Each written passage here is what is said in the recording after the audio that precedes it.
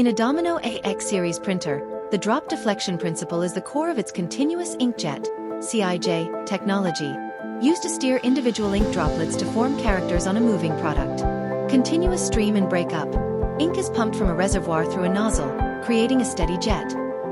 Inside the print head, a piezoelectric actuator vibrates the nozzle at a high frequency, breaking the stream into millions of uniform droplets every second. As droplets form, they pass through a charge electrode. The printer applies a specific electrical charge to each print drop. The amount of charge determines how high or low that drop will land on the product. The charged drops then fly between two deflector plates, also called high-voltage plates.